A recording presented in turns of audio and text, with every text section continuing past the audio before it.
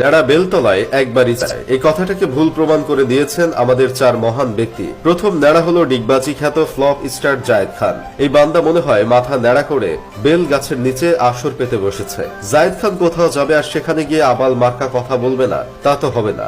মানুষ আবেগে ভুলভাল কথাবার্তা দুই একবার বলে ফেলে, কিন্তু এই বান্দা সারাক্ষণ মনে হয় আবেগের উপরেই থাকে আর চুল মার্কা কথা বলতে থাকে।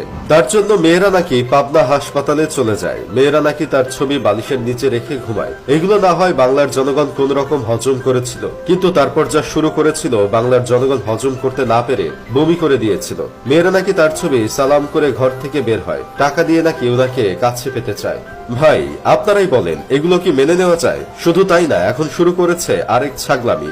যেখানেই যায় সেখানেই বলে সে 26 লাখ টাকা দামের রোলেক্স ঘড়ি পরে, রয়্যাল মালাবারের স্যুট পরে, তার টি শার্টের দাম 50,000 টাকা, আরো কত কি। 90 দশকের জনপ্রিয় কণ্ঠশিল্পী আগুন একটা কথা বলেছিল, মানুষ তখনই 50,000 টাকা দামের ড্রেস পরে যখন তার নিজের দাম 50,000 টাকা দা। বলছিলাম কি জায়েদ ভাইয়া, নিজের ঢোল নিজে না পিটে নিজের দামটা একটু বাড়ানোর চেষ্টা করেন, দেখবেন মানুষ আপনাকে ভালো না বাসলেও অপছন্দ করবে না। 2 নাম্বার নেড়া হলো বিখ্যাত থেকে কুখ্যাত হয়ে যাওয়া আমাদের সবার অপ্রিয় হিরো আলম। জায়েদ খান তো নেড়া হয়ে বেলতলায় আসর জমিয়েছে, কিন্তু হিরো আলম বেলতলায় ঘর বাড়ি বানিয়েছে। হিরো আলম আগে গানের মাইরে বাপ পাকিস্তান করে ছেড়ে দিত, সিনেমা বানানোর নামে আধুনিক যাত্রাপালা বানাতো, কবিতার আত্মা বের করে ফেলতো। এগুলো বাঙালি মেনে নিতে পারলো। 2 দিন পর পর নির্বাচনে দাঁড়ানো, এটা বাঙালিরা মেনে নিতে পারছে না। বগুড়াতে 2 বার দাঁড়াইছে আর 2 বারই ফেল করছে। ঢাকা 17 আসনে ফাঁকা পাওয়ার কারণে সেখানে সে দাঁড়িয়েছে, কিন্তু কোনো লাভ হলো না, বরং কবির সিং এর মতো সে রাস্তায় দৌড়াইছে আর কুত্তা মার খাইছে। যেখানেই নির্বাচন করে সেখানেই সে কুত্তা মার খায়, তবুও তার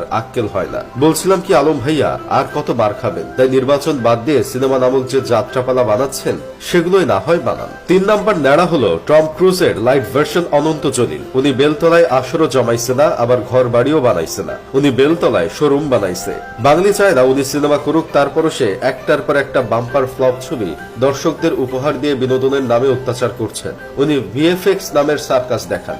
উনি 100 কোটি টাকা বাজেটের ছবি বানিয়ে বাঙালিদের বলদ বানাতে গিয়ে নিজে বলদ হয়ে যান। ওনার কান্না দেখে মানুষ হেসে দেয়, ডায়লগ শুনে মানুষের পেট ব্যথা শুরু হয়ে যায়, আর নাচ দেখে মানুষ অজ্ঞান হয়ে যায়। তারপরও উনি একের পর এক সিনেমা করেই যাচ্ছেন। বলছিলাম কি জলিল ভাইয়া, আপনার কাছে যদি এতই টাকা পয়সা থাকে তাহলে আমাকেও কিছু টাকা পয়সা দেন। আমারও ছোটবেলার থেকে ইচ্ছা নায়ক হবার। সবাইকে অবাক করে দিয়ে 4 নাম্বার নেড়ার স্থান দখল করেছেন সুরের পাখি খ্যাত আমাদের সবার প্রিয় মাহফুজুর রহমান। ঈদ আসবে আর উনি আমাদের অত্যাচার করবে না, তা তো হয় না। আমরা চাই না উনি আমাদের গান শোনাক, তারপরও উনি আমাদের গান শোনাবেন। এই যে মানুষ তাকে সাধু চলিত ভাষায় এত এত কবিতা শোনায়, তারপরও উনি ঈদ আসলেই বেলতলায় গিয়ে হাজির হন।